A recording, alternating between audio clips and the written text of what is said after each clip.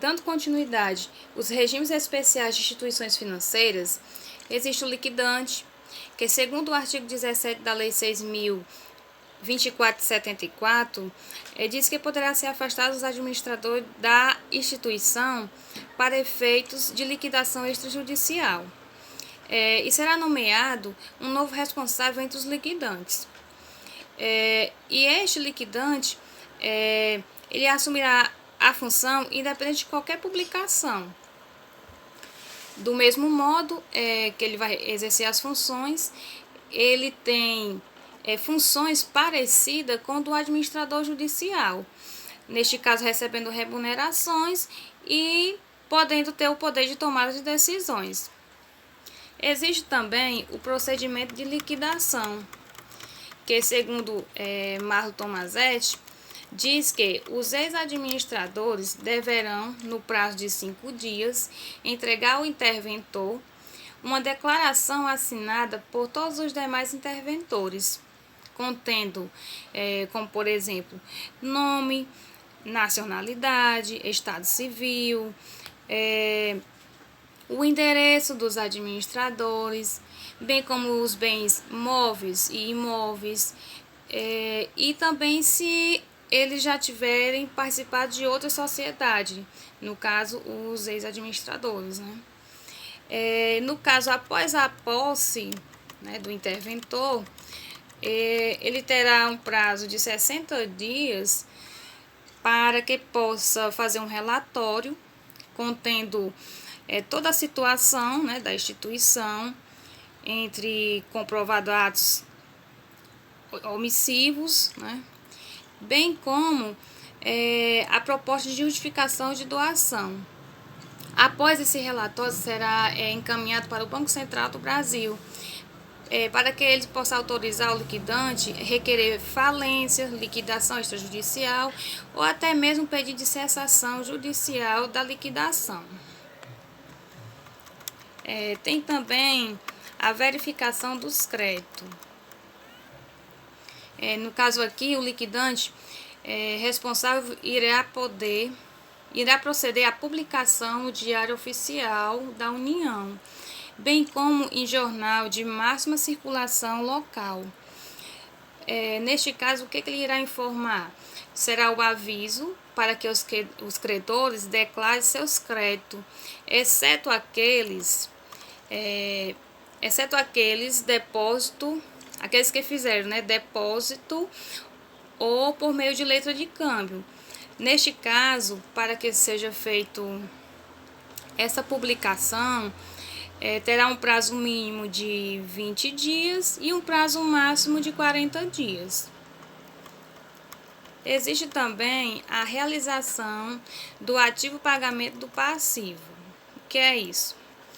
Neste caso, ocorre por meio de procedimento licitatório, contendo a autorização do Banco Central, onde serão tomadas medidas de responsabilização de administradores, ou seja, dos administradores, né?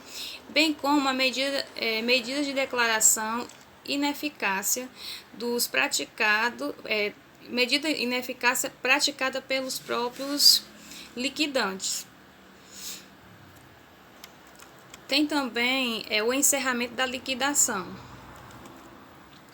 No caso do encerramento, quando ocorre a aprovação das contas finais, bem como baixa no registro público competente. Pode ocorrer também pelos próprios sócios ou pela via judicial. E aqui deve ser encerrada, né, no Banco Central, obviamente.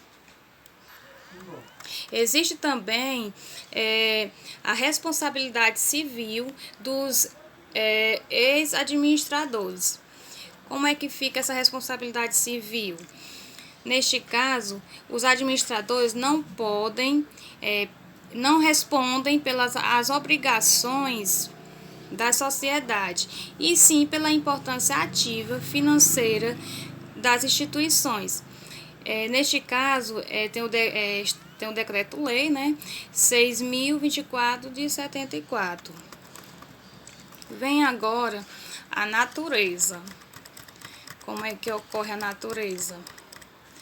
Segundo o artigo 39 da Lei 6.024 de 74, diz que os administradores e membros do Conselho Fiscal das instituições financeiras responderão a qualquer tempo, salvo se houver prescrição extintiva. Ou seja, a qualquer tempo eles podem responder, né? Salvo se houver a punição extintiva, obviamente. O artigo 39, ele é conhecido como responsabilidade subjetiva. Já o artigo 40 da mesma lei diz que os administradores de instituições financeiras respondem solidariamente pelas obrigações assumidas durante a gestão, até o seu cumprimento. Para alguns autores, né, o artigo 40 é conhecido como a responsabilidade objetiva. Há também a apuração da responsabilidade. Neste caso, esta apuração de responsabilidade é feita através de um inquérito administrativo pelo próprio Banco Central, mesmo que haja falência. A conclusão deste inquérito ocorrerá dentro do prazo de 120 dias. Neste caso, também pode ser prorrogado pelo mesmo prazo, ou seja, mais 120 dias, né? Findando, no caso, a apuração, o Banco Central notificará os administradores para que, no prazo de 5 dias, apresente as alegações e demais documentos que acharem necessário. Independente de apresentar as alegações ou não, será feita a conclusão, no caso a conclusão do inquérito, né? Com o relatório, neste caso com o relatório final. Eles concluem o inquérito e faz um relatório final. Neste relatório irá conter todas as informações da instituição ocorridas nos últimos 5 anos. Indisponibilidade de bens. Como é que ocorre a indisponibilidade de bens? Existe um regime especial que resguarda os bens dos administradores, para que os mesmos não sejam alienados ou até mesmo onerados, até que ocorra a liquidação final, né, de suas responsabilidades. A indisponibilidade é automática para todos aqueles que exercem todos aqueles que estão em exercício de suas funções nos últimos 12 meses. Ou seja, se está no exercício das suas funções nos últimos 12 meses, para eles serão automáticos. Há também a disponibilidade dos contadores.